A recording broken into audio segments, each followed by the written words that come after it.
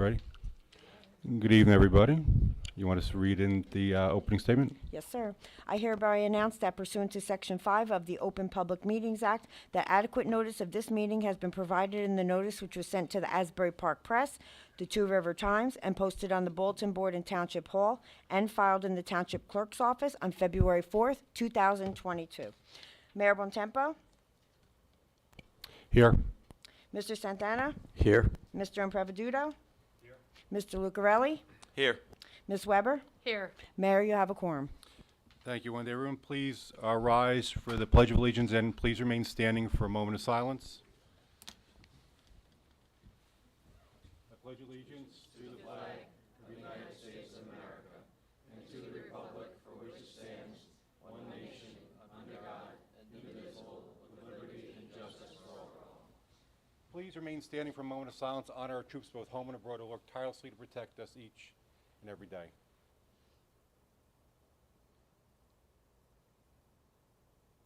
Thank you. So good evening, everybody. Welcome to the Holmdel Township Committee meeting, February 8, 2022. Pretty exciting agenda tonight. So the first item on the agenda, we have a special proclamation for the Holmdel Girls D14 AYC competition cheer.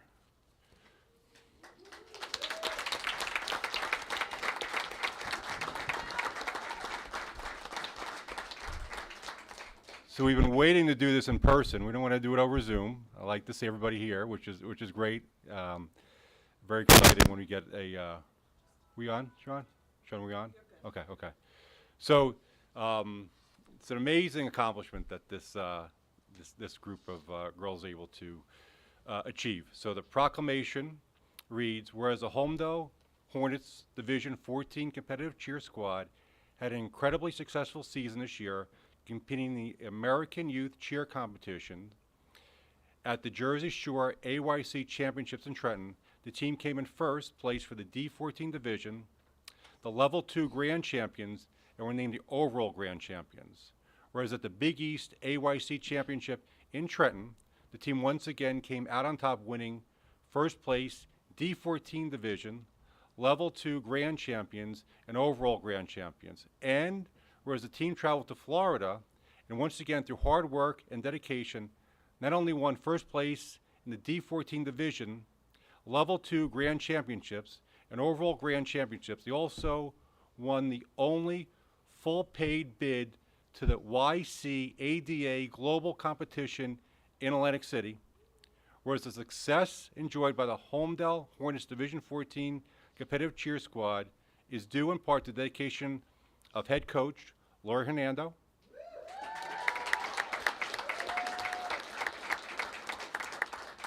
assistant coaches Erica Morstein,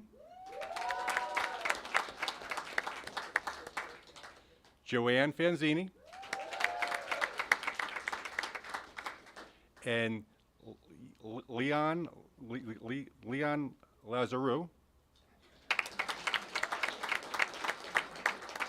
And therefore be it resolved by the Mayor and Township Committee of the Township of Holmdel on this 8th day of February 2022 that congratulations be extended the following both personally and officially on behalf of the residents of the community for their outstanding achievements.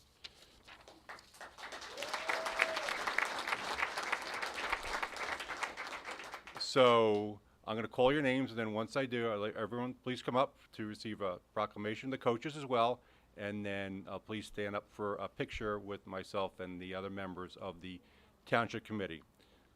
First is Sophia Bilale.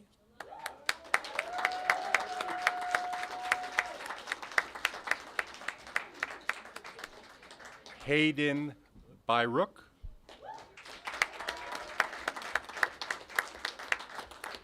Serena Sembele.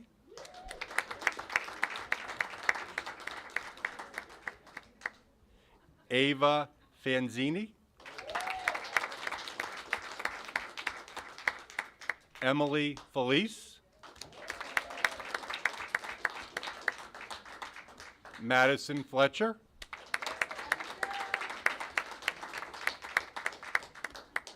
Kate Freeman, Bria Gallo, Julia Hammer, Emilia Hernando,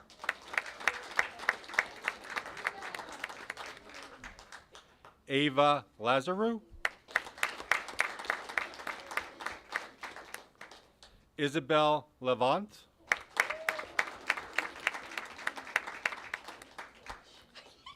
Alana Mervalis,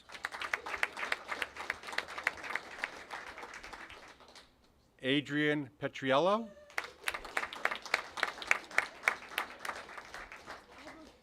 Kayla Scaglione,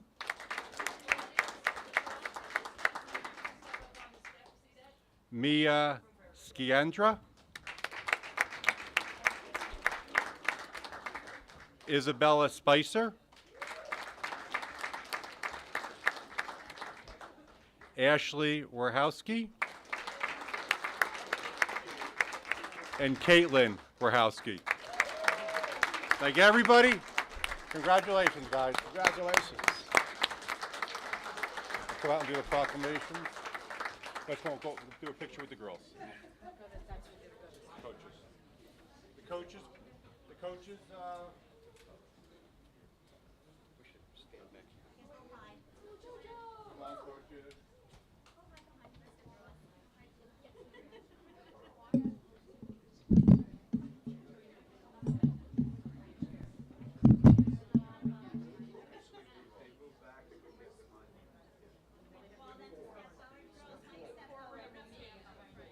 We got this thing behind us.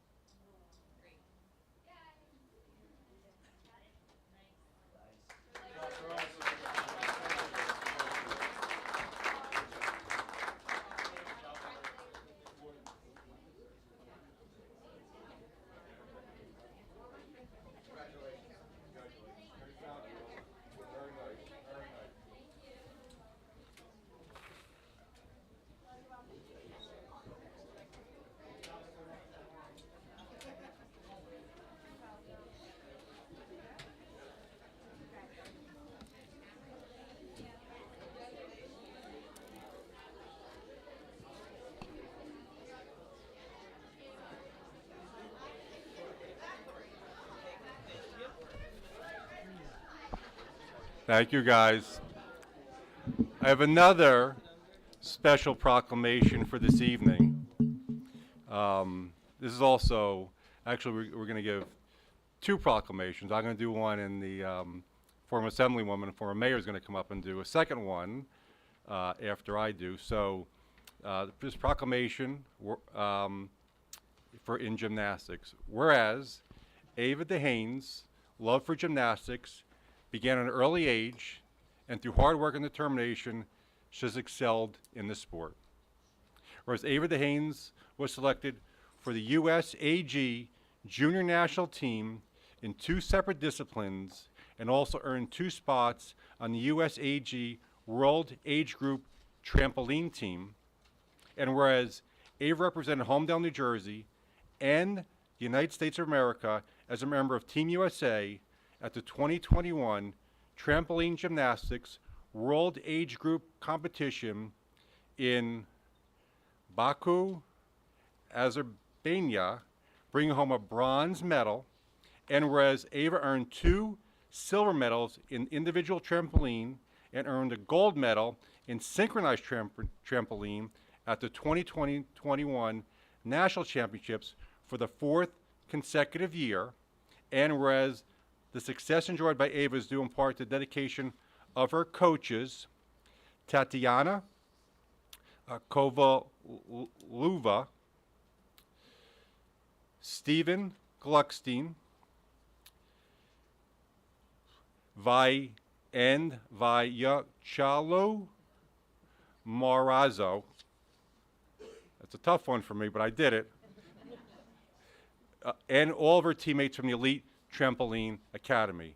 Now, therefore, be resolved by the Mayor and the Township Committee of the Township of Holmdel on this 8th day of February 2022 that congratulations be extended both personally and officially on behalf of the residents of the community to Ava DeHanes for outstanding achievements, and be further resolved that a suitably engrossed copy of this resolution be presented as a small token of the esteem in which she is held. Be further resolved that best wishes are extended for continued success for all her future endeavors.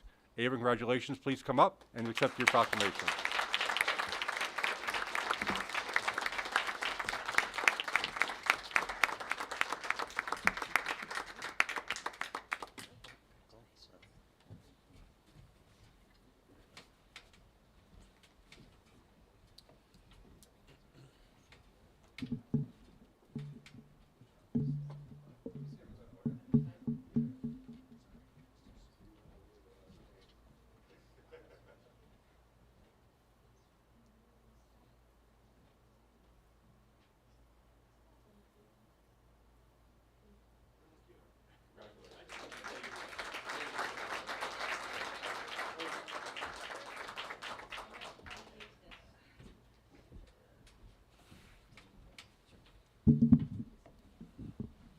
Well, I'm glad I finally got to give this to you.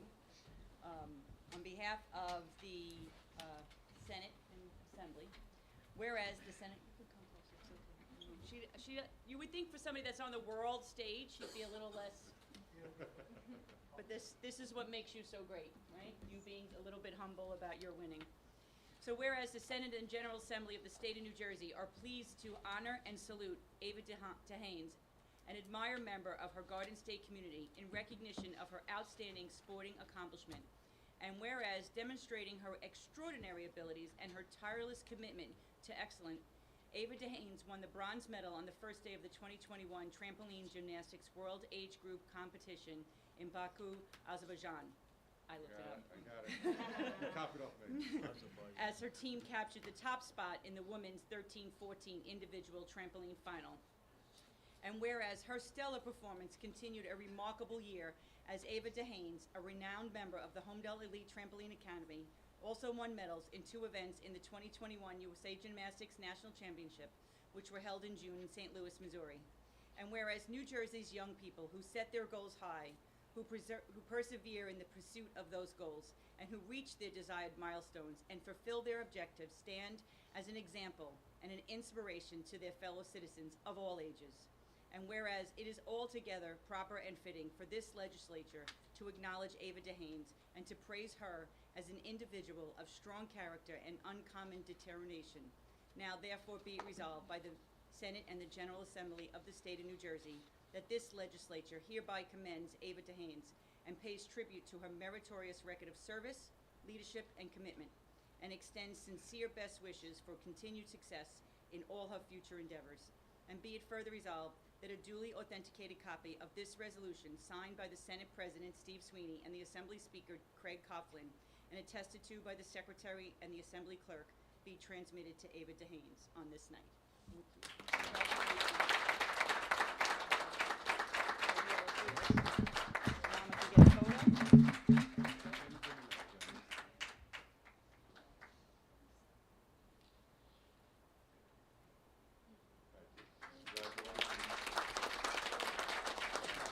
I know Ava for a long time because I love her mama, and her coach is a good friend, the mayor of Atlantic Highlands' son, right? So we're very lucky to have Ava represent all of us. Congratulations again, Ava. I'm going to address the, what? Oh, yeah, okay.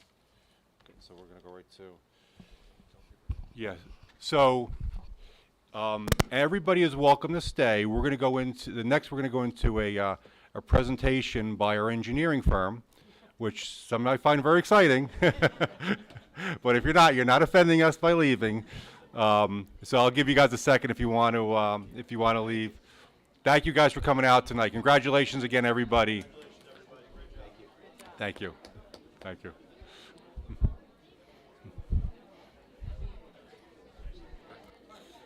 What's the engineer's first name? What's the engineer's first name? The engineer? Jim? Jim on the left. Jim on the left. Jim, I'm not saying engineers are boring. I'm just saying if they don't want to stay. Ben, you too. I'm not saying engineers are boring, Ben.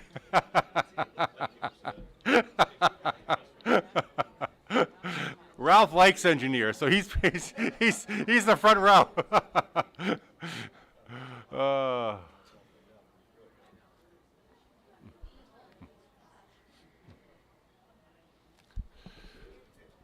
So what we asked tonight was we had a multi-month assessment done of the Holmdel Swim Club, and I wanted the engineering firm to kind of help come out and present it to the township committee, as well as the public, so everyone can kind of see what the assessment is and kind of what their recommendations are for next steps. So, Jim, Jeff, you had Sean. And just to add to that, our director of recreation and the swim club, he wears many hats, is also here to answer any additional questions that might come up, and I know he worked closely with the engineers on this.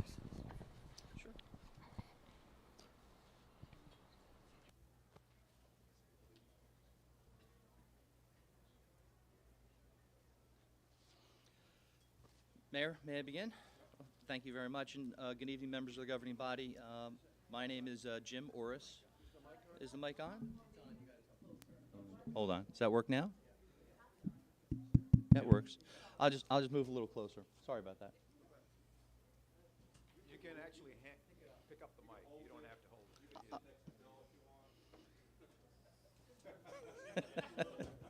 hold it. As long as you can hear me from here, that'd be fine. So, again, thank you again for inviting us in this evening. As you know, the governing body authorized Remington and Vernick engineers to perform an assessment of your swim club facility. Just by way of reference, again, my name is Jim Orris. I'm a licensed professional engineer, planner, certified municipal engineer, and with me this evening is Jeff Fedorchik. He's also a licensed professional engineer and certified municipal engineer. So Remington Vernick was commissioned to undertake an assessment of the swim club facility. We've performed similar assessments and worked with communities throughout New Jersey and a few in Pennsylvania with regards to their swim club facilities. So we do have experience in this arena. The assessments that we performed were done, as the mayor mentioned, over several months. We conducted visual assessments of the facilities. We broke the facility down into three major components, which one being a structural component, the other being the overall site, including the pools, and then your mechanical, electrical, and plumbing assets that are a part of the swim club facility. Again, we identified and implemented this assessment in accordance with the state of New Jersey guidelines for assessments of facilities of this nature, and it results in a condition assessment and a condition report. And that is the basis of the report that's been submitted to the governing body and to the township. The major components of the general building assessment and overall site assessment, as you might expect, are those components of the building, which would be your structures, your roofing, your doors, your walls, your foundations. And that goes for your main building as well as your pool house building. Your overall site assessment included such components as your parking lot, your sidewalks, your accessibility to the pool and to the playgrounds. It also included an assessment of your recreation components, such as your tennis courts, I said playgrounds, your basketball court, and essentially everything that you see. And we also took a look at your parking lot, the location of parking, how it functions, and made some recommendations to the front of the building in terms of appearance and ADA accessibility to the front of the building. And as I had said earlier, we did this over several months and worked very closely with your recreation director, Mr. Ward, who I have to thank and compliment for all of his input and assistance with the overall access to the facility. He was, whenever we needed to get into the facility, he was always there to help us. and also provide us with some of the historical background of how the facility functions, which, as you might imagine, can be critical or crucial in how you evaluate a facility. And we also went through and looked at all of the, the heating, air conditioning, the pumping equipment, the piping for the pumping equipment, all of those components that feed your pools, the chlorination systems that keep your pools safe. We looked at all of those and came up with recommendations. The recommendations are broken down into 3 major areas, if you will. One would be the immediate area of need that should be considered in the next few years. We didn't find anything that was like, oh my gosh, we got to take care of this today, because the facility has been generally kept in good condition. It's not that it's been neglected, it's just it's coming, some of the components are nearing the end of its useful life, quite frankly. So overall, the report card, if you will, is good, but there is some work to do, and so those immediate repairs, or those repairs or improvements that we're saying should be considered in the next few years. Then the next level of improvement would be the recommended repairs, and they are things that we feel would benefit the pool facility, benefit the town and its operations of the pool facility. And then we also included optimal improvements, which were a combination of improving the use, maybe expanding a use, or creating an additional component that maybe hasn't been envisioned for the facility to date. So we just termed that as optimal. Okay. So in addition to the assessments and the recommendations, we prepared concept plans. But before I get into that, within the report, we have tried to catalog the costs associated with the immediate, recommended, and optimal improvements, and they're outlined in the report. But again, that's somewhat of a moving target in today's economy, with the way that the construction industry is going, with the issues that we're seeing with labor supply and material supply. We've tried our best to estimate what those numbers would be, and they're for budgeting purposes. But I do want to caution you that if you undertake any of the improvements, we should just make sure that the numbers are consistent with the current conditions before you go out and budget and go to spend money on those improvements. And then lastly, we put together 3 concept plans that we also have available in paper form on these mounted foam boards.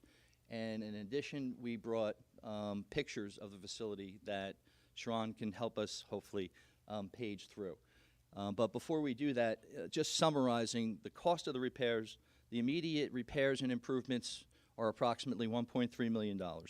And again, those are repairs and improvements that are suggested to be taken up over the next few years. The recommended repairs are approximately $500,000. And then optimal improvements are approximately $1.8 million. So but again, those types of budgets are really going to be driven on what the governing body, and quite frankly, what the Recreation Director, what his input is with regards to the improvements that you want to undertake, because it's somewhat of a menu of improvements that you can pick from based on the need or priority that you're seeing in any given year. So having said that, unless there are questions, I can maybe go through the pictures that we brought so you can kind of get an understanding of the status of the facility. So don't know. And Okay. if I may, this is kind of my wheelhouse. So when you go through the pictures, can you point out those things that would be considered health and safety hazards? Because that appears to be the case to me. Sure. Thank you. Yeah, so with regards to the pictures, we didn't find any eminent health and safety hazards, but we do see improvements, and this is a good example of deterioration that's being maintained. So what we see there is you have a picture of the wall in, I believe, in one of the chlorine room areas, and chlorine is somewhat of a caustic environment, and it's tended to eat away at the cement grout joints in the wall. But it's being repaired temporarily with foam. So it's being maintained, but the optimal repair there would be to remove and rebuild the wall, so that, and properly coat it, so that you would not have to have the temporary repair. But that is an area within the chlorine room. So if we go to the next picture. So this is a picture of one of the bathroom areas. It's kind of showing that we have some outdated, well, we have some dated bathroom facilities. And by that I mean the stalls are probably original equipment. And although some of the ADA standards have been upgraded, we do suggest that all of your bathroom facilities be reviewed for ADA compliance. And again, this is more of the changing area. You can see again, the building is being maintained, but I don't know if it shows up in this picture, but in several of the areas we do see and notice that the roof is leaking in several areas. And again, there's repairs being done, but the roof is at the end of its useful life, and water intrusion is probably one of the most important things that you need to prevent, because it breeds mold and deterioration. So one of your higher priorities that we're bringing to the table is to repair or replace the roof. This is a picture of the shutters. This is facing the pool. These are opened up during the summer months to help create ventilation. We met with Frank, I forget the gentleman's last name, who clearly indicated to us that these are somewhat dangerous. The reason being is that the hinges that attach to the actual wall, they're starting to deteriorate, and when they open, they have to be opened carefully, and you need to make sure they're secured. So one of the recommendations is to replace those shutter systems so that they function and make sure they're safe. This is a picture of your roof line. So from the parking lot and from the pool, what you see is the vertical wall, but what you don't see is that you have an inverted roof. You have a cricket, what I would call a roof cricket in the middle, and it's certainly a way for you to create elevation within the actual locker room, and it gives you the ability to open those shutters. But from a drainage perspective, that's a difficult thing to secure and seal. So that's why part of it is you do need to look at re-roofing the facility. When we met with Frank, one of the things that he mentioned not only is the leaking an issue, but he felt if you had a different roof line that created storage, it would be helpful for the overall facility, and we tried to capture that within the recommendations as well. So it's either replace the roof or think about changing the roof line, but that's something that the governing body and Recreation can continue to evaluate. This is at the kitchen area. You can see that there's this is a large vent stack for your cooking equipment, and the roof again is not generally in good shape. One of the items, or one of the things that we mentioned in the report, and forgive me because I think I didn't discuss the fact that we had several meetings with stakeholders. So with Rob's help, we were able to meet with different stakeholders and talk about how the overall experience could be improved. Improving the experience could improve membership. It's somewhat out of the spectrum of an assessment report, but we thought it was valuable to include stakeholder feedback within the report, and that's I think it's in Appendix C. One of the things that came out of that was to improve the kitchen facility, improve the menus of food being served at the facility, because if it's more up to date with the times, provides a healthier choice, it certainly could improve the experience and improve membership buy-in. This is just merely a picture of the fact that the vent system is looking like it needs a repair. Again, this is standing on I would say on the east side looking west. You can see that this is the front entrance to the swim club facility, and one of the things that we identified is that from a vehicular and from a pedestrian and from an accessibility access standpoint, there's ways to improve how people and cars access the site. So what we're recommending is taking a look at, the configuration for cars, parking, sidewalks, to have a better way for people to enter the site, but from an aesthetic standpoint, to improve that with some landscaping and make it more visually appealing, giving it more curb appeal, if you will. This is similar to the photo that we just had. It's just on the other side of the front entrance. One of the recommendations that we have within the report is to repair pavement wherever we can, and take care of cracks and tripping hazards. And this photo shows that there are areas that need to be addressed. Another part of the report, or the recommended option, as opposed to doing repairs, is to remove and replace the paving and sidewalk in certain areas. We did review your tennis courts within the swim club area. This is a picture of the tennis courts within the fenced-in area. These two have gone well beyond their useful life.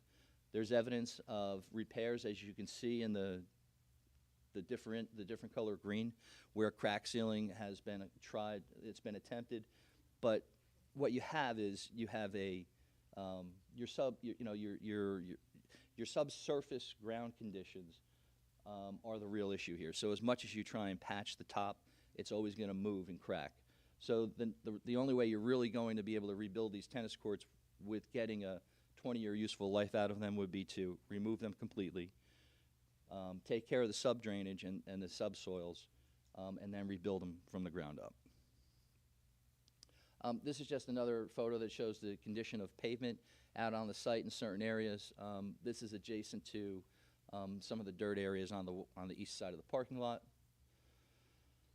This is an area around the pool where you can see that the concrete has been ground down. So there's been some historical settlement of the concrete around the perimeters of the pool, and it creates a tripping hazard. So one of the things, one of the recommendations that is in the report is to review and eliminate any tripping hazards as an immediate correction or repair, but also to take a look at future replacements of concrete and the coping around the pool as needed. This is looking to the west. You can see that we have lifeguard stands that have been maintained over the years. One of the things when we met with Frank was that his concerns are about the actual stand itself, not so much the aluminum, or I should say stainless steel framing, but the actual stands themselves are starting to deteriorate, the non-metal part. And so that's in the report to replace or repair the stands as necessary. I don't know if there's another picture of the playground, but if there's not, we did look at the playgrounds, and we do recommend that you think about upgrading or replacing them. They appear to be maintained and in good condition, but certainly it's something that you want to consider based on budgeting if you wanted to take a look at redoing the playgrounds. Again, more photos of the concrete, and you can see that the joints should be attended to so that we don't wind up with water intrusion and lifting during the freeze-thaw season. Go to the next picture, and then now we're on to the concept plans.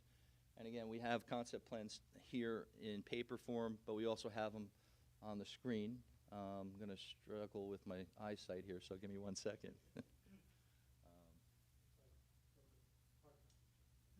Yeah, so this is concept plan 1, and I'm going to look at the hard copy.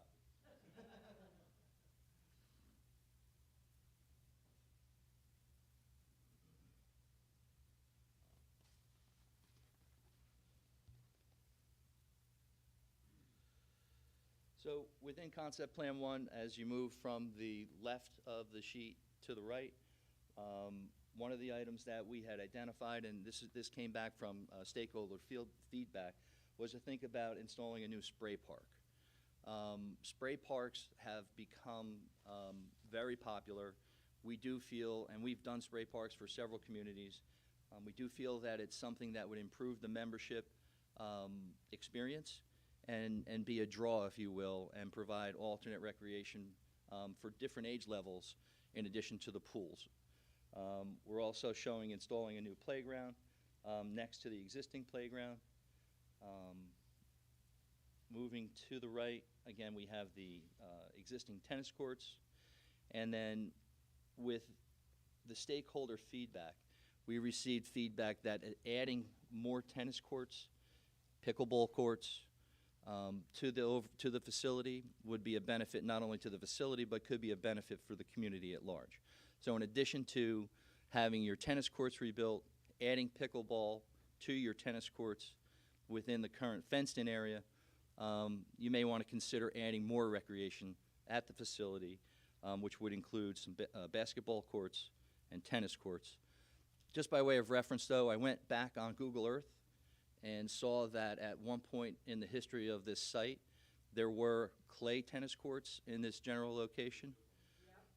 So it may be something to consider if you feel it has value and would get the use that you would expect out of it.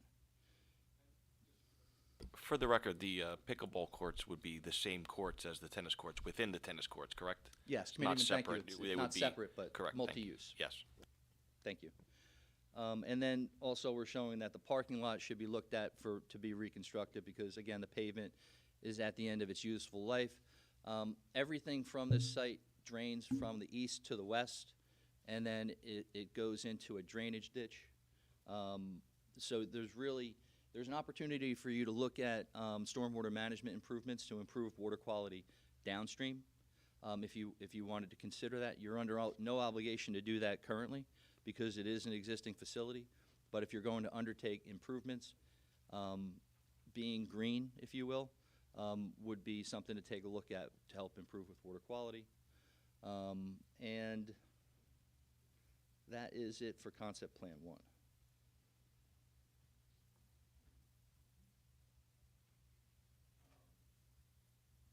So again, moving from the left side of the page, on Concept Plan 2, we're basically showing only 2 more tennis courts with pickleball and then 3 basketball courts, basically demonstrating that you have some area that you could use if you wanted to improve that area.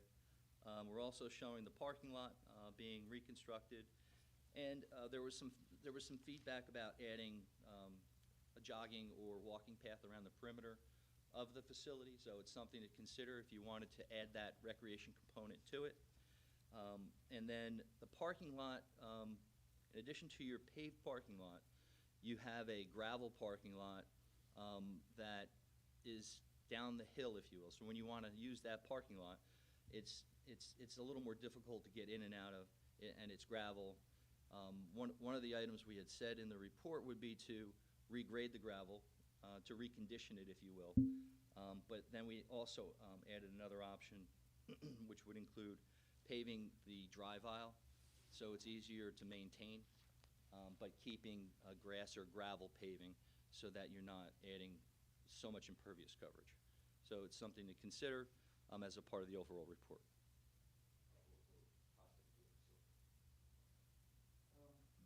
And then the last concept that we brought would be to,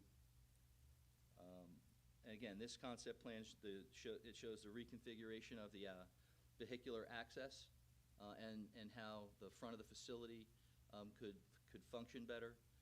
And it also shows a paved parking lot where you have your gravel parking lot.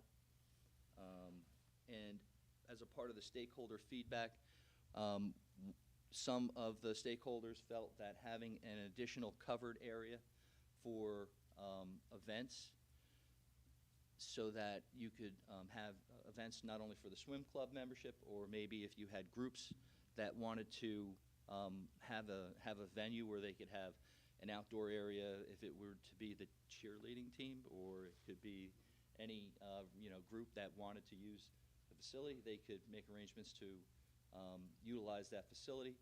Basically, we're talking about a large shelter.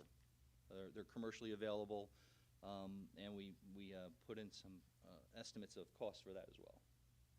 and we added an indoor recreation facility.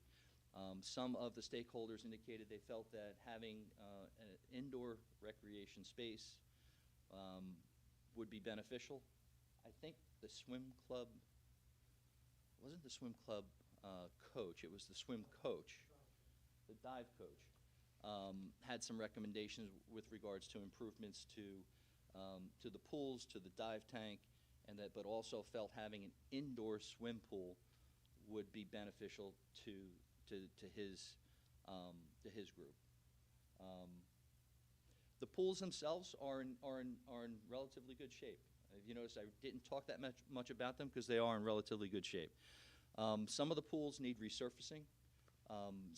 We've gotten some feedback that the actual surface needs to be replaced. It's very rough and coarse in texture, and that's something that should be considered as something you want to undertake, more sooner than later. The dive tank, it's been noted that the dive tank equipment that feeds it, the piping, that there's a leak in that component, or needs to be further evaluated. So once they're brought in, I'd say in March when they're back in service, we would recommend that you'd have a separate, specific leak detection survey done, so we can identify what the issues are and then better budget for you what the repair would be.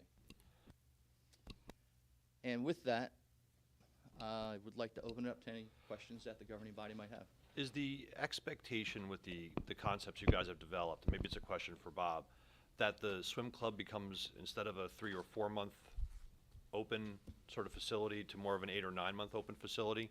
Because I can imagine there'd be a lot of user groups and use cases for an indoor recreation thing, or a covered gathering area, or pickleball, for example, right? You could play that, through October probably, as long as the weather's okay. So I just wasn't sure what the thoughts were for that, or was this just for that 3 to 4 months it's open and for the membership there? That's a very good question. I think Bob would be better to answer that question, but expanding the facility and having, tennis and pickleball, yeah, that's something that from a usability standpoint, certainly, yeah, it's probably at least 9 months out of the year that it could be utilized. Any other questions of township members? I'll pass and maybe I'll come back. Okay. I don't know what I want to order yet. Kathy, anything else? Yeah, my questions are probably more on the order of Bob. I know this facility kind of like the back of my hand, having been a member of that swim club for several decades. And I think some of the key things are that if I'm not mistaken, that club was built in 1972, so this is the 50-year anniversary of the club. And while basic maintenance has been done, major renovations have not. Bob, can you speak to, because I don't think everyone understands, the difference between the swim club and what was the tennis center? Because the swim club is a membership club and a utility. The former tennis center was a township tennis center. Can you address that? I can only go back to, you guys, this works, right? Yeah. You have to be pretty close. It's weird. It's weird sitting here and not watching it, out there. The tennis center, the 8 clay courts that were there, the Hard True tennis courts, were still a membership club. When I worked here in the 90s, people still had to pay membership, still had ID cards. We still had attendance up there, and they were separately maintained. How much township money went into that, I really don't know. I wasn't at this level at that point. I can say that we ran extensive tennis clinics at that point. Sitting in our office is an award from the USTA from 1993 when we ran our tennis clinics up there, which will be 30 years ago next year. And we don't have a location when you talk about tennis courts to currently run any township tennis. The only public tennis courts we have in town are the high school and Holmdel Park. So the 8 Hard True courts were separately maintained. It was a separate membership. Yes, it was very confusing that it was the Holmdel Tennis Center and the Holmdel Swim and Tennis Center. So that's why I currently kind of changed it a little. So it's just called the Holmdel Swim Club now, especially since, as you saw, our 3 tennis courts are in disrepair. As I say, when I got hired, those tennis courts are my white whale. I've been trying to find money, trying to figure out a way to get those repaired, to get those usable for our membership. Because again, we do have people that are avid tennis players that also are swimmers, so they want to use those club. When you talk about one of the things you asked, Mr. Impreveduto, was about the tennis courts. My vision is those courts that are tennis swim club courts would be usable by the membership for the 3.5 months that it's open, and then we make them accessible to the residents, and we lock the gate going into the club so they'd be usable for the general public, the other 9 months of the year. Yeah, no, that's great. I mean, I know a bunch of guys that go to Colts Neck now to play pickleball on a Monday, Yeah. right? Just be great if we could do it here, right, or whatever. Yeah. So and we have had requests from residents looking for pickleball courts. So. Good. Is it me or Jim? Yeah, no, thank you, Bob, for the gentleman here with the architect. So what? Yeah, don't go too far. One of the things I think we spoke about were one of my requests, or when I think we spoke about, what would you like to see here or added to the swim club? Again, as growing up in the town, being a member there, and then raising a family in town, being a member there with my own children, the one thing that I remember clearly was that you hit a certain age and then you just don't want to be there anymore. And I know that's what happened with my family. It's great for the younger kids. It's tremendous. But when the kids hit a certain age, they get bored. So is there any other things that you could suggest? Or I know there wasn't too much in the report, with the exception of the sports, that we could add. Again, I know you suggested the spray park, which again caters to the younger children. But is there anything else that could add value to from 12 years old to 13, 14 years old, as they get a little older, that might want to entice them to be there, or that might be able to let us increase our membership a little bit with older children? Again, Committee, yeah, I agree with you. While we didn't have the details to put pen to paper in terms of numbers, I did include that in the potential improvements from stakeholders. And to one of the things that I think we had talked about was maybe even like a rock slide or some additional component that would cater to that next age level, which again is very popular. The spray parks, you're right, the spray parks generally are geared towards children that are 3 to 5 or 7 years old, in that range. There are components that can be added, but that's kind of that's the sweet spot for that age group. But then beyond that, a rock slide or some other component that could be added to the facility would certainly be very popular and improve the membership experience as well. Good, thank you. And I think just for us, for the group here, I think the intent is to keep it like separate, right, with the tennis courts and the pickleball, right, Mayor? I mean, I think that's the intent, is to go back to maybe having some type of a tennis center that's outside of the season of the swim club, correct? Yeah, so I would envision potentially even tweaking the plan, like the committeeman said, and I would like Bob and Recreation be able to run tennis programs and pickleball tournaments. I want community involvement. One thing we saw during the pandemic, when the governor shut down all the parks, is people at home that were looking for a place to go, looking for things to do. Tennis, pickleball, basketball, to a certain extent, were good social distancing physical activities that people could do outside of their house. And people were looking for things to do, because it was spring, winter not so good, summer, fall. And this is a tremendous asset. It's a township-owned asset now that I think we can better utilize. And I think these type of recreational, and I love the report, and I appreciate all the work that you guys put into putting this together, because I think it really helped us. It's hard for us to understand everything going on in every aspect of town, but this report was important, because I think, as the committee woman said, who knows this facility well, my family's used it for years as well, and I really enjoyed using it, but I think it hasn't gotten maybe the attention and love it could have gotten over the last decade, 2 decades plus. So timing is good, but yes, I envision, because I see some of our other parks, that since we redid Alaco Park, we've got tremendous usage over there. I mean, the traffic's increased exponentially. I see the same thing with this, between basketball. We have a state championship level tennis team. We don't, as Bob said, we don't have any tennis courts that the township has to give people access to.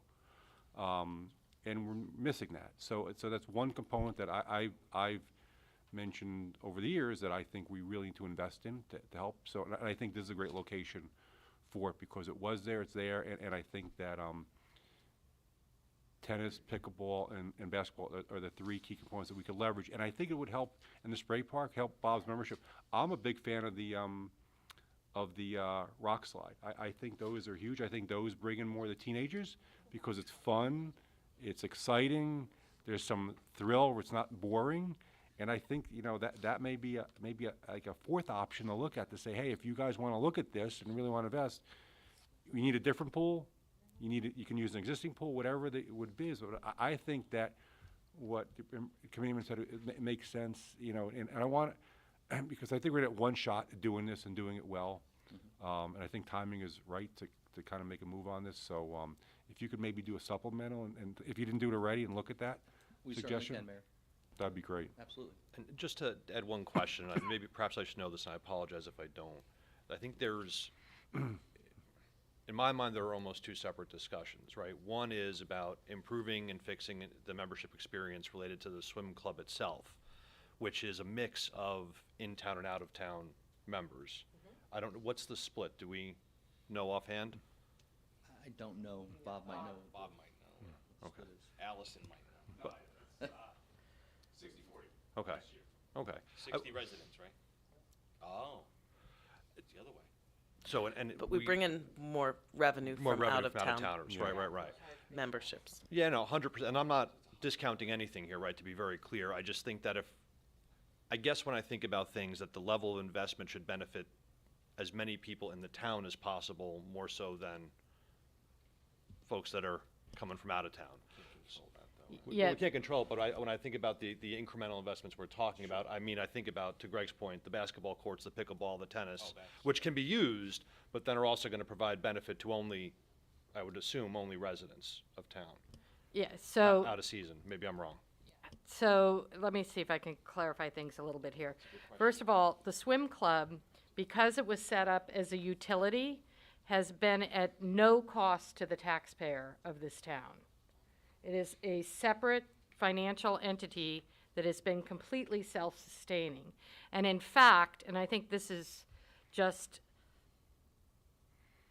unfathomable to me, over $500,000, I think it's closer to 600,000, was siphoned off the swim club utility to lower the tax rate over the years by both party administrations. So this is not a partisan issue. Instead of being put into a capital repair account for the club itself.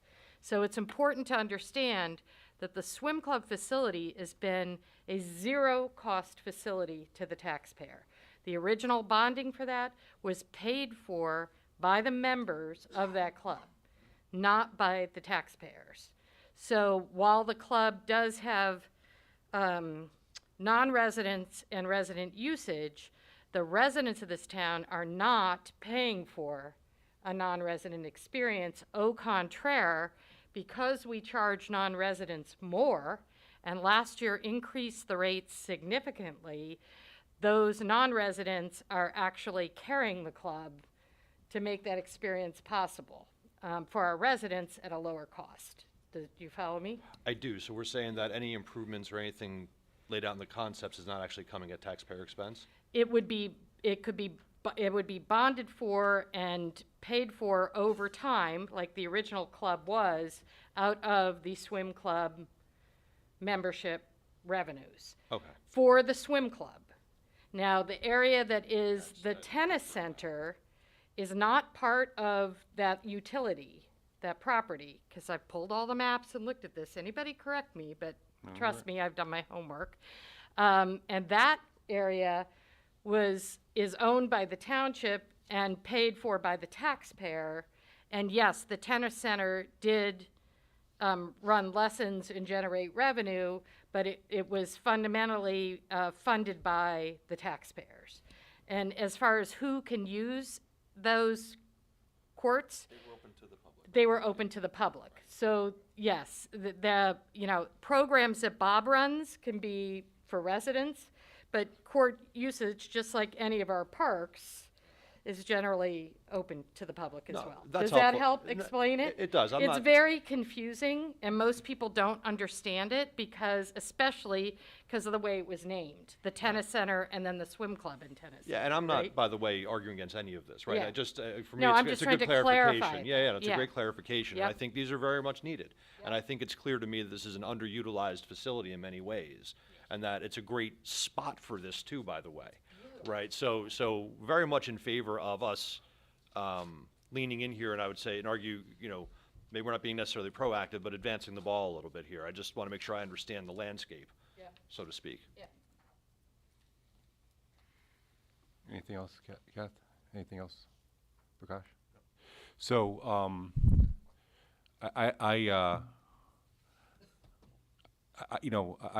it's funny because when you talk about the outdoor shelter, I've done multiple Boy Scout, Eagle Scout graduation proclamations, and sometimes we use Holmdel Park because they have an outdoor kind of venue that they can use. So I think that addition to the center could be great for us to be able to host we have called Scouts because we have girls that are in Scouts now that are getting their Eagle badges or Eagle. So it's great to have something in town that we could actually use. And I think all this gives, in my opinion, Bob and his rec team other areas to run programs and summer camps and other events that can be more proactive with the community. So I think it's a home run, and I think it's Councilman Perdue said, it's underutilized facility that we can really leverage, and the town owns it. So at the end of the day, what we invest in it is our asset, and it's only going to appreciate. As we've seen price in this town go through the roof, it's end of the day, it's our asset that we can use and do whatever we needed to help benefit our residents. So I think this was a great time. I really appreciate you guys coming in and going through it, because it's better hearing it from you guys and getting the little insights and what you're seeing and some of the examples of what's important. Some of the missing bricks in the walls, a little concerning that that's going on in caulk or whatever, or foam being used to hold bricks together, kind of concerning. But maybe we could get these things addressed in the coming months, so we can kind of get this thing remedied, and Bob will have the #1 swim club and tennis center in the entire state. How's that? End of day, Bob. That's our goal. Any other questions for the guys? Appreciate you guys coming in. Jim, Jeff, thank you very much. Mayor, governing body, thank you very much for the time this evening. Look forward to working with you on the furtherance of this project. And also, Administrator, thank you for all your help as well. Appreciate it. Oh, yeah, great. Yeah, you mind? Come on, come on. Yeah, absolutely. Well, we have the experts here. Yeah, we'll come one at a time. We'll just, yeah. Jay Yanello, 18 Ladwood Drive. So if I'm correct, you got to look at the pumps to the degree you could, and they're in reasonable shape, but you couldn't do a leak test. Is that correct? With regards to the actual issue with the dive tank, yes. Yeah. We did a visual inspection. Is Mike picking him up here? Evaluation of the equipment, your pumping equipment, marine system. That was all visual, but we did identify that there are some of the pumps that are original equipment. And having said that, being that they're 50 years old, it's really time to start thinking about replacing them before they go in the middle of summer. Yeah. And then you're out of business. And the pool surfaces you didn't get a look at, or you did? They were covered. Yeah. But in our conversations with stakeholders, Some of them needed work. that we heard was that very abrasive surface that's breaking down. Okay. And should be considered and take a look at potentially redoing the actual swim. This is a wild card question. I'm sure the answer is no, but you probably noticed the road noise there. Is there any way to mitigate the Garden State Parkway traffic noise when you're there? I said it was a stupid question, but No, it was my biggest issue when I was there. No, it's, Like any sort of rant, yeah. Okay. Okay. Thank you. Ms. Weber, I just would like to add that based on your comments, which I do believe is the reasonable history of that, one could argue the pool club had a negative cost to the town. It did have a negative cost to the town, and it's disheartening that the money was siphoned off. And I remember not too many years ago, maybe 3 or so, we were talking about reseeding and regrading 2 cross-farm turf fields for $400,000. And when I hear numbers like that and some of the other plans in town, and I see the condition of this club, I think it's disgraceful. And I think before we start talking about the usual wants by certain facets of this town, we have to claim that money back from the pool club and use that and any future bonding. just stay on with these Yeah, guys. sorry, Yeah, but just stay on with these guys. I'm Thank done. you. Thank you. It It was 400,000 to reseed and regrade 2 fields. Just keep I that know, in mind. I know. I was here. Jenny Blumenthal, 41 Stony Brook Road. What is a rock slide? What is it? Are we talking about a climbing wall or a bouldering place? That's a fair question. A rock slide is essentially, Sounds like an avalanche. it looks like it's an elevated component to a pool. Can you give him the mic? He can't hear his response. I'm sorry. It's an elevated component that would look like a rock, essentially, that you climb up the back side of it, and it's normally in a regular shaped slide that would dump out into a pool. So There's water coming down? It's a slide into the Yeah. pool, but it looks like a rock. right. It looks like a big boulder. Yeah, because the kids love the climbing walls and so forth, but you need to supervise them before they all fall down and go bang. Yeah, this is safe it's essentially, it has steps that lead up to the top of the slide. But it's created in such a way that aesthetically, it looks like you're climbing a mountain or a rock. You're not gonna keep 5-year-olds off that.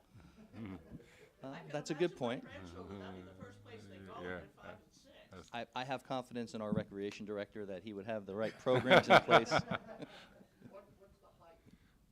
We haven't determined that yet, sir, but typically it could be, 25 feet in that range. Now, that's different, I guess, from these swirly things at the amusement parks. 14 feet, 11 inches would be the height of the rock slide. Could you just pull that out of your hat? Once it hits 15 feet. There you go. Yeah. Okay, that's all I wanted to know. Okay. Anybody else with questions before we have the engineers here? Again, thank you, Jim. Thank you, Jeff, again, for coming in. Are you gonna leave the hard copies with us? Yeah, we're going to leave those here, and I guess we can leave the hard drive too if you want to keep that. I gave you the hard drive black, but all of those pictures are in the report, correct? 90% of them, I think we added a few extras. Okay. And can They we? will be posted on the website Thank you. and the report. You read my mind. Thank you. And maybe we could post those in the lobby so people could kind of see some of the ideas we're looking at for the swim club. I appreciate it. Thank you, guys. Thank you very much. Have a great evening. You too, guys. Thank you. We don't have easels? Oy vey. All right. Good luck trying to find one. Maybe that's why we haven't gotten them, because I've been saying it for 4 stores a year. to find this one. Do we have to make an adjustment on the consent? I'm just gonna announce you can make the motions after. Okay, okay. Do the people comment now? Do the person comment, the public comment now? Or you want to do the motion? No, I'll just explain what it is. Can I do the comments, public comments? All right. Guys, any public comment on agenda items on tonight's agenda? Seeing none, I'll close public comment. So tonight, in consent agenda items, we have 2022-60 to 2022-67. We're going to add 2022-68, Counselor? Yes, Mayor. 2 items to amend the consent agenda. The first is on Resolution 2022-61, which is titled Awarding Professional Services Contract for Interim Township Administrator and Recruitment Services and appointing Interim Township Administrator. That resolution is going to be modified. As it's stated in the preamble, it's based upon an RFP that was returnable today. The Township Committee is looking to move forward with the recruitment services portion of the procurement. There was one bidder. It's the firm of Government Strategy Group, and they bid a flat fee of $14,250 to perform that search. So the resolution will be modified to contain that search. It will not contain the appointment of an interim administrator at this time. The other item, which we can add, I think you want to do it in one fell swoop, Mayor. Please. It may not be publicly known at this point, but the current Chief of Police, John Medashevsky, offered his retirement to the township, which is going to be effective March 1st, 2022, which obviously is with regret to everyone up here, I think it's fair to say. While the township needs to follow the civil service process for addressing the upcoming vacancy, the Township Committee met in executive session and believes it's prudent to act upon the anticipated vacancy by appointing an acting chief of police, and that would be the current Captain Frank Olaco. So the resolution that we would add as Resolution 68 would be a resolution acknowledging retirement of Chief of Police John Medashevsky and appointing Frank Olaco as acting Chief of Police upon same. Mayor, would you like me to just read the remarks related to the chief's retirement? Please. I'll just read. So as I mentioned, he announced his retirement. So the resolution would appoint Captain Olaco as acting Chief of Police effective upon Chief Medashevsky's retirement on March 1st, 2022, until further notice of the Township Committee. And obviously, as part of the resolution, the Township Committee acknowledges the retirement of Chief of Police John Medashevsky with regret and appreciation for his career of dedicated service to the Township of Holmdel, and it extends its best wishes to him and his family for an enjoyable retirement. So with all that said, I guess the recommendation, Mayor, would be to move the consent agenda with the amendment to Resolution 61 that I mentioned and adding Resolution 68 as I outlined. Did a motion for that, Mike? Move. Second. Your roll call, Wendy? Mr. Improviduto? Yes. Mr. Lucarelli? Yes. Mr. Santana? Yes. Ms. Weber? Yes. Mayor Bontempo? Yes. Okay, resolutions 2020-60 to 2022-60 to 2022-68 have been successfully passed. Thank you. Next is introduction of ordinances, Wendy? Introduction of ordinance 2022-03, which is an ordinance establishing section 17-1 titled Excavations in Streets. Motion to adopt on first reading and publish in the Asbury Park Press and set public hearing for February 22nd, 2022. Do I have a motion? Motion. Second. Roll call, please. Mr. Improviduto? Yes. Mr. Lucarelli? Yes. Mr. Santana? Yes. Ms. Weber? Yes. Mayor Bontempo? Yes. Next is ordinance 2022-04, which is the salary ordinance for non-aligned employees. Motion to adopt on first reading and publish in the Asbury Park Press and set the public hearing for February 22nd, 2022. Do I have a motion? Move. Second. The roll call, please. Mr. Improviduto? Yes. Mr. Lucarelli? Yes. Mr. Santana? Yes. Ms. Weber? Yes. Mayor Bontempo? Yes. Okay, Next, hearing on ordinances, Wendy? Yep. Hearing on ordinance 2022-01, which is an ordinance establishing section 2-51 titled Municipal Alliance to Prevent Alcoholism and Drug Abuse. Do we have any public comment on 2022-01? Seeing none, close public portion. Do I have a motion? Motion. Second. Roll call, please. Mr. Improviduto? Yes. Mr. Lucarelli? Yes. Mr. Santana? Yes. Ms. Weber? Yes. Mayor Bontempo? Yes. Ordinance 2022-01 has been successfully passed. The next hearing is on ordinance 2022-02, which is an ordinance implementing voter-approved increase to Holmdel Open Space, Recreation, Floodplain Protection, Farmland, and Historic Preservation Trust Fund. Any public comment on 2022-02? Sir, yes, come on up.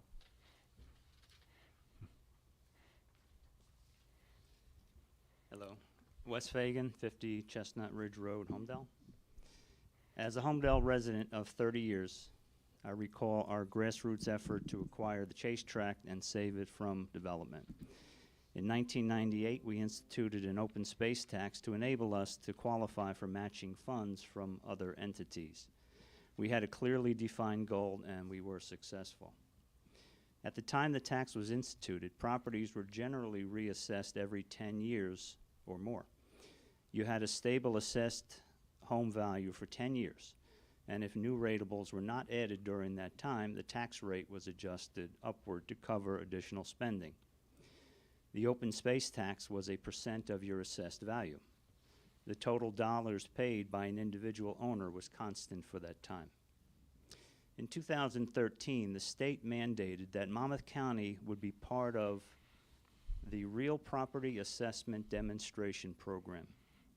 Its stated goal is to have all properties assessed at 100% of market value. Specifically, the law states that with annual review, as values rise, the changes in assessments will be marginal. The annual increases will be small. It concludes that since towns only need to raise X dollars for the year, as total assessments rise, the tax rate will remain relatively constant or even be lowered. This is the system we now operate under. Unlike our municipal tax, the local and county open space taxes are computed as a percentage of the home value with no target revenue defined. Since the 2013 experiment, my home's assessment has risen every year. A similar home to mine directly across the street recently sold at 38% more than my home's 2021 assessed value. I was interested to see how Holmdel compares to other towns in the state relative to their total open space taxes. And what I found was that towns were ranked based upon open space funds collected per person. If today we raise about $1 million per year locally, that would put us almost within the top 10, tied with Princeton. With your proposed 40% increase in our local tax, that would put us in the top 5. While our family voted in favor, 45% of the voters said no. In many undertakings, going for the gold is good, but is being number 1 in taxes something we ought to aspire to? When the old Ackerson farm near the swim club was being transformed into Holmdel Ridge, the real estate agents used advertisements in the newspaper, remember the newspapers, to interest clients. I recall the driving-in directions were not from the closest exit 117 to bring you past Home Depot, Sports Authority, Exxon Station, plus 3 more gas stations. Rather, directions listed exit 114 as the gateway to Holmdel, which would instead allow you to see Holmdel Farm, Bell Labs, F&F Nursery, Holmdel Park, the Arts Center, and other lovely preserved properties. Now we find out that the same Holmdel Farm is being sold and developed into a non-conforming use. Further, there were apparently pre-development discussions with the Township Committee to allow payments in lieu of taxes, where the new owner would not pay full taxes as we citizens do. We suffer the triple insult of losing a top-tier property with open space potential, foregoing the tax revenue, and paying some of the highest taxes in the state. My understanding is that the top 5 promising Holmdel properties to be protected from development, none of the owners are interested in selling for preservation. An article in the Independent stated that we are losing our township administrator in 1 month. You have commissioned a charter committee to potentially change our current form of government. Our tennis center was bulldozed into a pile of gravel. We are now 8 years into a state-mandated property tax experiment. We have real estate prices compounding month over month. We don't know when or where the end of the pandemic will leave us. We have quite a few wild cards to sort out. Have you heard of the saying, maybe it's time to tap the brakes? Since you did garner 55% approval for a tax increase, you do have the authority for the hike. However, I would respectfully propose that until a target property is identified, like we did with the Chase Track, we should be considering a phased-in tax, like we did with Bell Works, or simply reserve the right to fully institute it sometime in the future. Thank you. Anybody else in the public? Come on.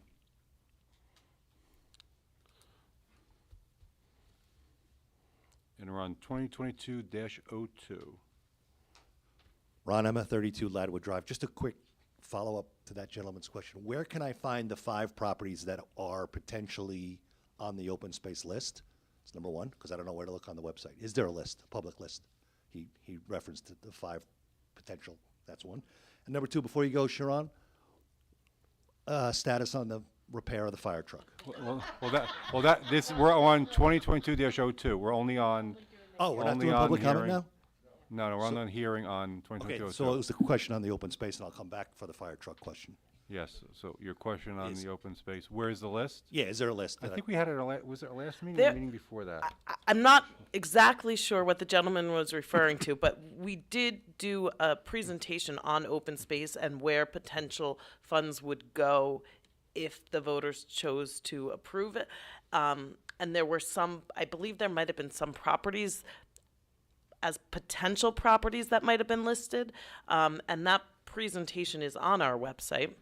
By the time you come back again, I'll figure out where. Thank you. And I think to follow the administrator, what the town has to do is identify I have a separate agricultural committee that meets.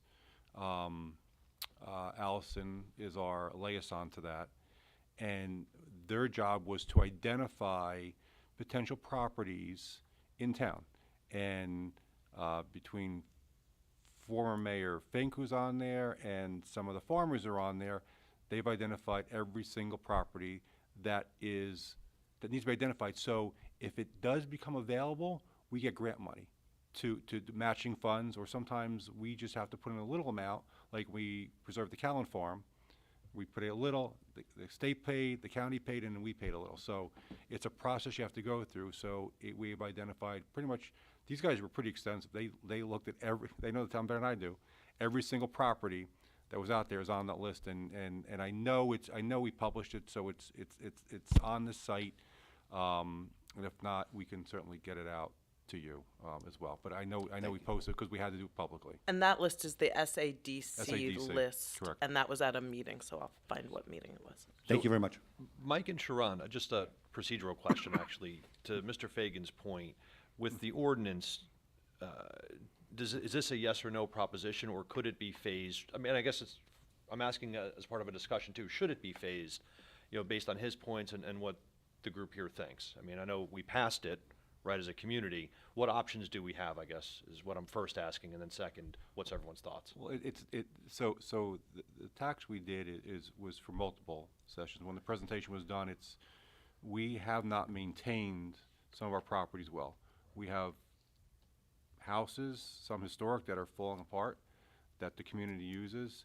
So we have to invest not only in the preservation of open space, but also maintaining the assets we currently have on our books. So is the point being, if we do it now, we can start actually maintaining those things appropriately, Correct. as opposed to phasing it at a later date when the Correct. property comes up for sale? Committeeman, to your question, and also in part addressing the gentleman's question, the purpose of the ordinance is not to approve the tax that was approved by the voters. This is to appropriate the funds.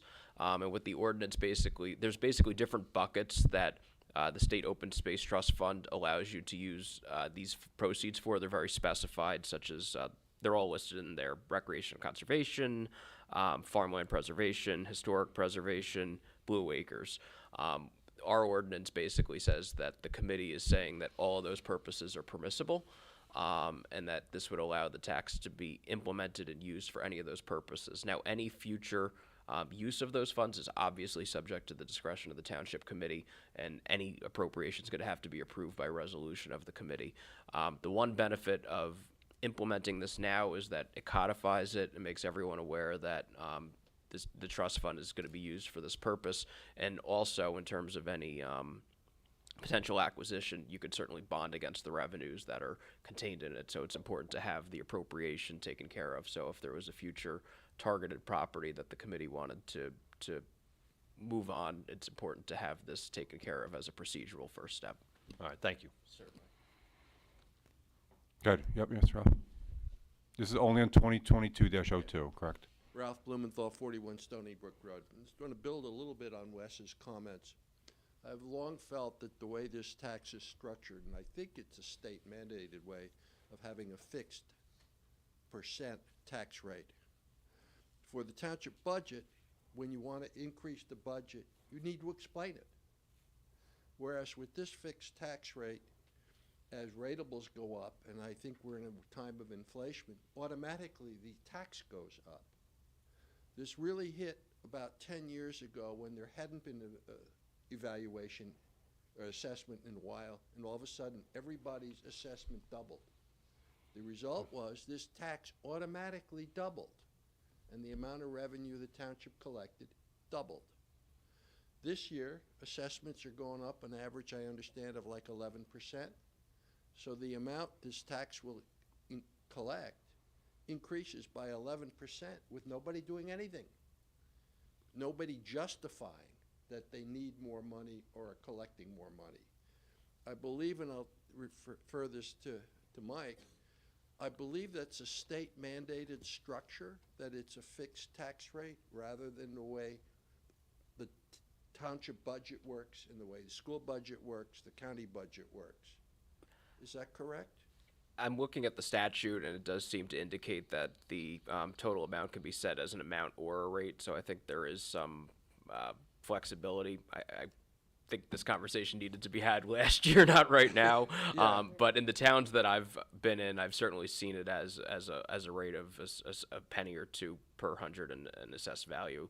And I certainly see the point that you and the previous gentleman made about the assessment demonstration program having an unusual impact, I'll say, on a Monmouth County open space trust fund as compared to another county. But I think the committee's intent last year was to modify the rate, which was already in effect and was obviously calculated based upon a 2.5 cents per 100 of equalized value, and it increased it by 1 penny. Well, in that case, let me suggest to the committee that going forward, you look at what is legally allowed rather than letting the rate or the amount collected automatically increase to infinity, whatever might happen, but rather look at saying, okay, we need a little more money right now. It was collecting 1.1 million. Maybe with the increase and with the assessment increase, it's going to be 1.5 million. But before it becomes 2, 3, and 4, look at it and see, okay, maybe we can get away with 2.5 cents or 2.2 cents and cap it, and only when there is a need, like you would for your own budget, justify raising more money. Thank you. Any questions from the public? Close public comment, have a motion? Mayor, may I just make a quick statement or comment on this? Because I did speak with Mike about this when we read it on the last meeting, because I did have a question, because it did have in there Blue Acres, and I was curious. I didn't understand that. I wanted to have a better understanding. And I do see it has, it does say floodplain protection, and I just wanted to at least state on the record that I think when the residents voted on this, I think they're, I know most of the people that I spoke to, that this would be for open space, preservation of open space, et cetera. And I hope, and I know Mike said it was the discretion of the committee and future committees on how to spend this money, and I know it's important, flood issues in this town are important, but I hope that this committee and future committees, spend this money on the preservation of open space and the maintenance of open space. I think that's what it should be intended for. Thank you. You have a motion? Move. Second? Second. Roll call, please. Mr. Impreviduto? Yes. Mr. Lucarelli? Yes. Mr. Santana? Yes. Ms. Weber? Yes. Mayor Bontempo? Yes. Okay, ordinance 2022-02 has been successfully passed. Thank you, Wendy. Thank you. Get department updates. The CFO, anything new from your department, Bill? Only one item. I mentioned last meeting that we now accept WIP payments for the pilot. Regretfully, that did not work. We have a software issue, and that hopefully will be repaired within the next couple weeks. So if you're trying to make a pilot payment online, we cannot take it at this time. So we communicating that out, I guess, Bill, to the public? Not too many people even realized it was Okay. on there. So the ones that are coming, they can't even use it, so they've been coming in and paying. Okay, cool. Any questions for the CFO? All right, none. Administrator, updates from your department. Nothing new to add. I just wanted to note that that SADC grant application was approved at the June 22nd meeting of 2021. And the presentation that I made was at the August 12th meeting. And if you type in the search in our site, open space, it's the first thing that comes up. It was posted on August 13th, and there is a list of properties there as just potential properties. The grant application, we can provide if anyone requests it, and that lists, I think, even additional properties. Anything else? Nothing else. Thank you. Engineer, Ben, any updates? Nothing specific today, Mayor, but happy to answer any questions. Okay, appreciate, thank you, Ben. Counselor, any updates? No updates, Mayor. Thank you. I'll go boards and committees, start my far left, Committeeman and Preview, any updates from you? We've received good public feedback related to the changes and enhancements to the community development sort of portal and interaction. The department has begun archiving non-active planning board and zoning board files, maps, and plans dating back 15 years. The files are being removed and identified for disposal as specified by New Jersey retention regulations. We've begun utilizing Office 365 SharePoint Cloud Worksite to help increase communication between employees, improve workflow and document flow, and track progress. It also protects township files and documents as they will be stored digitally on a server, and transitioning all active files to the shared SharePoint site, which will enable staff to access their work anywhere, helpful if the need for remote work arises once again. Thank you. Committeeman Lucarelli. Yes, there's nothing for the Public Works, with the exception of a few upcoming events that they'll be hosting. There'll be a Monmouth County paper shredding dates, as Holmdel has posted the 2020 dates for paper shredding events on their Holmdel website, holmdeltownship.com. You must be a Monmouth County resident to participate. Each resident is limited to 100 pounds of recycling. And also, we are going to have a metal recycling date on Friday, February 18th from 8 to 12 and 12:30 to 2 p.m. Residents can bring their metal items to the Department of Public Works at 14 Crawford's Corner Road. Thank you. Thank you. Committeewoman Weber. So I'm just going to add my one little plug to DJ's report, and that is we are still collecting plastic bags, and I brought my bag full of bags tonight in the bin outside, and get us another park bench. Keep saving those plastic bags and bringing them to Town Hall.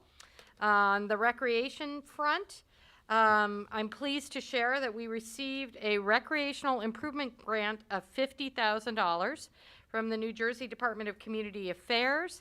And this grant's going to help us with funding for upgrading and improving the swim club, so the presentation you saw tonight, and help make the swim club a more inclusive and accessible facility. The Recreation Department, Bob's gone, is hosting Valentine's Day lunch for our seniors on Tuesday, February 15th at noon, and it's free for all residents age 62 and up. Thank you. Deputy Mayor. Thank you, Mayor. Here's the update for the Emergency Services Committee. The first one is the Citizens Police Academy. That will begin next week. We have about 22 members, residents. The academy will run from February 16th through April 20th. The second one, I have several members of our police department participated in the funeral of NYPD Detective William Mora in the city.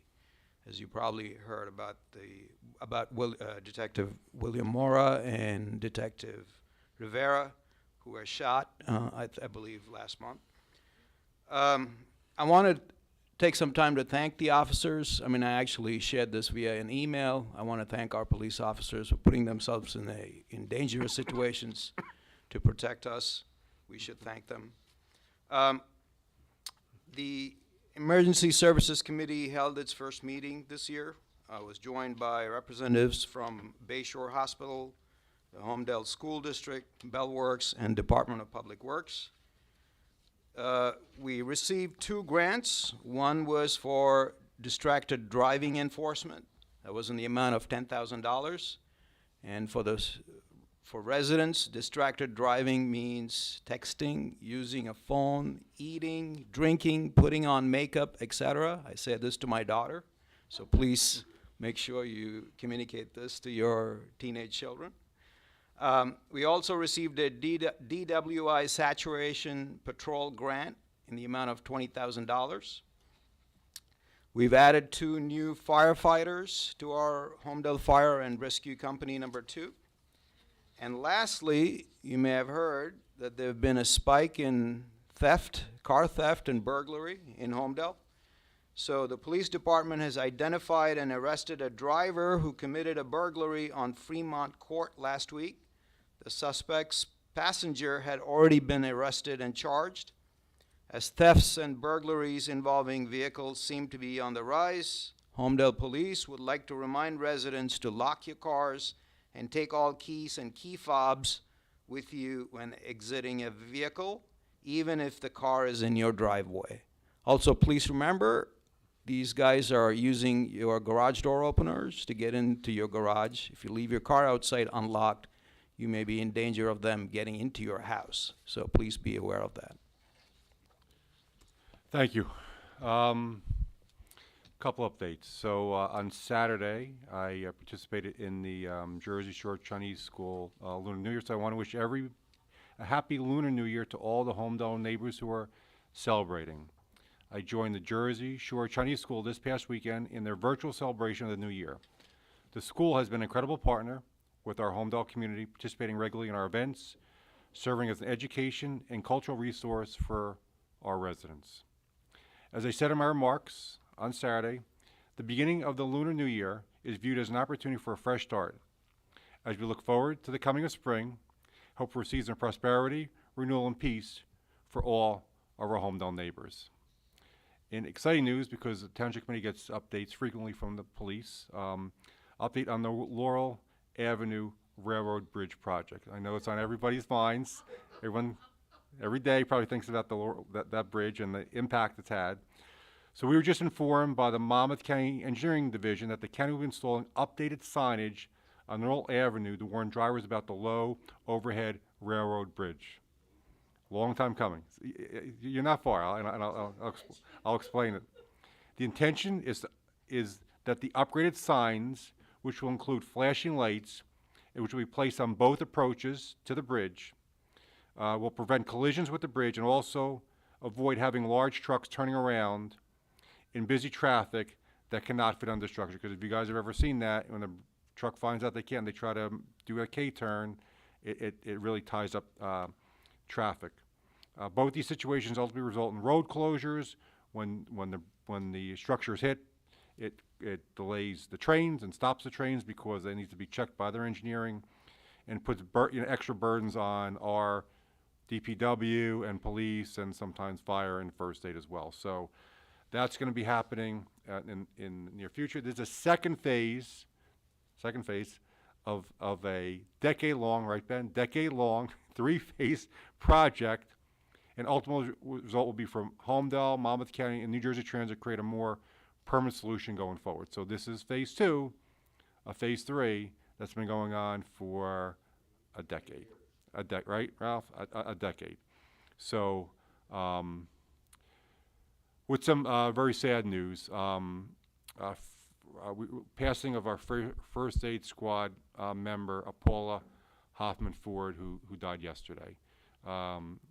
We're joining with members of Holmdel First Aid Squad in the morning of the passing of longtime crew member Paula Hoffman Ford. During her 26 years of service with the First Aid Squad, Paula served in many roles, including as chief, which was called captain years ago, president, and trustee.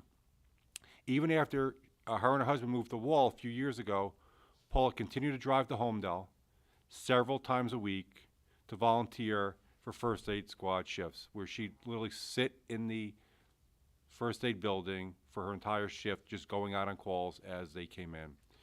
We offer condolences to Paula's family, to her fellow first responders, and all who mourn. She was a tremendous volunteer, a great person, and sorely missed. Very sad when I heard that news this morning.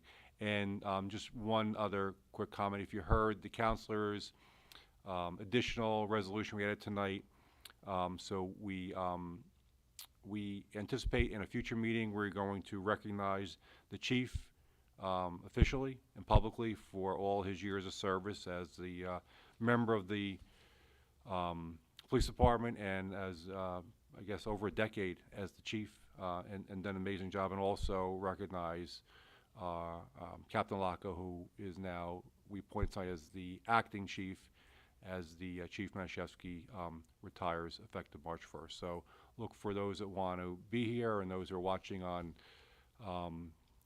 over their computers or phones right now that are interested, that we will have a meeting for him, and we will communicate it out to the public when that meeting is going to be.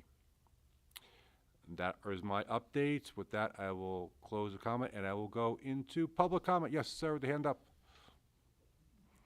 Please state your name, address, and limit 3 minutes. Wendy's got a fast hand on timer, so. You reminded me of that limit pretty quick, so I'll be quick. Mr. Collins, is there any update on New Jersey Natural Gas? I know the mayor likes you to ask your Just questions. go I will answer. Go through, but we'll Okay, update you. that's number one. Mayor Bontempo, I want to compliment you and the committee and our Public Works Department on this past storm. I've been here 20 years. I think the cleanup was done amazingly well. They were worked through the night. They did a great job. I didn't see, at least in my area, mailboxes coming down left and right. And not only that, they were courteous. So if you plowed out your driveway, they didn't come by and say, frig you. And like, they literally considered who just cleaned their area. And as they were coming by, they, on just every front, they did a wonderful job.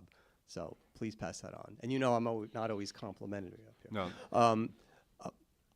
A concern, Mr. Santana, you brought up is crime. And let me, I'm sure you're aware, but let me give you a reality check from the trenches. People are concerned in this town now. I know we're having a national issue. I know we've had a fob issue for years, and I've actually, after making fun of these people, have caught myself running into the house and leaving the fob on. It can happen. But now we're having break-ins, windows smashed at Holmdel Park. We have the Ring doorbell system now, where a few days ago, on Old Mill Road near us, it popped up 3 minutes ago, and we see the video live. We saw a very fancy Audi come up. Guys got out, tried to break, you know, these guys are probably armed, and it's happening all around us. And people, this is escalating, and it's happening at a time when our police chief is moving on. So I'd like to know what we're doing as a town, what the police force will be doing going forward, to the degree that they can do anything to assure this community that it's not going to continue to spiral, because it seems to be slowly spiraling. That's my comments. So, a couple things. One, I agree on the snow plowing. I think the guys did an amazing job across the board. The whole DPW really did. Very impressed with that. I'll let Counselor touch on New Jersey Natural Gas. On the crime issue, it is on the forefront of leadership's minds in the police department. There are many things going on, some which I can't say publicly because it would have a negative impact on what they're trying to do. So there's a lot of moving parts with this. There you have the prosecutor's office involved. If you're really concerned about this, I would reach out to your state legislators, because the bail reform, did I say that? Okay.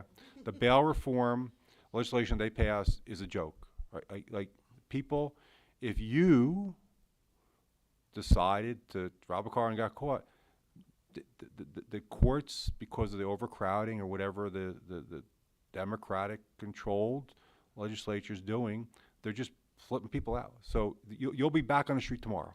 We'll catch you, you'll be back on the street. There needs to be tougher crimes so people actually have some penalty for robbing and stealing people's personal property from their home, from their garage. But to me, I'm not a police officer, and I'm frustrated because our guys do a great job. We get updates, the township committee gets updates, confidential updates, and our police are doing an amazing job catching people. We are catching people. Guess what? Guess what the court system's doing? They're flipping them back out.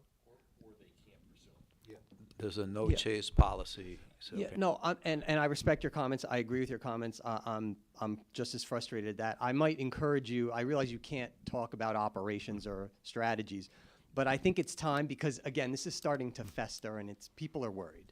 This one a couple of days ago freaked people out. I think you need to step up the communication, and maybe the police force needs to, maybe if the baton's passed here in March, we can't talk about what we're doing, but citizens of Holmdel, we're on this. We've got this under control. Because candidly, right now, they don't think it is under control. I agree with you, Thank you. 100%. And Thank you. 100%. can I Up to comment it. on this? Are you done? I'm done. I'd just like to say that this is a problem that we all have to own. And I think people have gotten somewhat better, but there is still a long way to go in terms of what members of this community can do. Because we basically hung out a sign that said, free cars, come and get them, right? Because cars were being left outside, unlocked, and with the fobs in them. And I would like to start a campaign to park it, lock it, and close it. In other words, clean out your garage, I agree with that. I park agree the with car in the garage, lock it, and close the garage door, and lock the door I to your think house. three-quarters Like, of people in this town don't use their garages, and so I I agree know, with that. I agree. and it's like my pet peeve because I'm a clean freak. I will offer my assistance with anyone who wants to clean out their garage. I help my neighbor with hers. I have references. I will voluntarily do that, but I'm not kidding in the sense that garages were made to put cars in them and to lock them. And if we do that, then it's not easy and not as tempting, and they'll go somewhere else instead of here. So, we can send a message that, you're not welcome, we're protecting ourselves. And I think it starts there. And in the recent case where the police were able to catch someone effectively, it was because the car was locked. And that slowed the person down and gave the police enough time to respond and catch them. So it's a two-way street. We have to partner with our police department and do everything we can as opposed to just saying, what are you doing for us? So that's my soapbox for tonight. And you know where to find me if you want help with your garage. Before I sit down, I love that idea. I would love for you to make that campaign at the same time the police come forward and say, this is what we're doing. No, Agreed. thank you. Yes, Ralph. Yep. I'll answer the New Jersey Let Natural. him cover New Jersey Natural I know Gas. I'm not going to get out of this answer. My understanding from special counsel is that obviously no decision has been issued. There was a governor executive order extending time for administrative law judges to issue decisions during the pandemic. My understanding is that there's now a deadline of at some point in April for judges to issue decisions that have had this extended time provided to them. So we're anticipating a decision within that window. Ralph? Ralph Blumenthal, 41 Stony Brook Road. The topic that's been a lot of talk about is the flooding in northern Holmdel, Palmer Avenue, Middle Road Bridge, the Mahoris Waycake, etc. There's been a lot of talk. We're waiting for the Rutgers report. We're all still waiting for the report, and very little has actually happened. It takes a special person to make something happen, and that has occurred. Thanks to Chris Yonklis, who has had contacts with the Monmouth County Mosquito Commission, in particular Vicki Thompson, who in turn has worked with the County Engineering Department, the County DPW. The bridge over Middle Road over the Mahoris Waycake has been desilted in the past few days. They removed 4 truckloads of silt. They've agreed it's an ongoing problem, and they will continue to do so on a periodic basis. It's the first thing that somebody's done and gotten somebody to actually do something. So it's all due to Chris Yonklis's personal efforts, and I think we all owe a thanks to Chris. He's a special person. He's been a member of the Environmental Commission for something like 20 years, and thanks are really due to Chris for getting this to happen and not just talk about it. Thank you. Thank you, Ralph. Yes. Wes Fagan, 50 Chestnut Ridge Road. Thank you for the opportunity to do random thoughts here.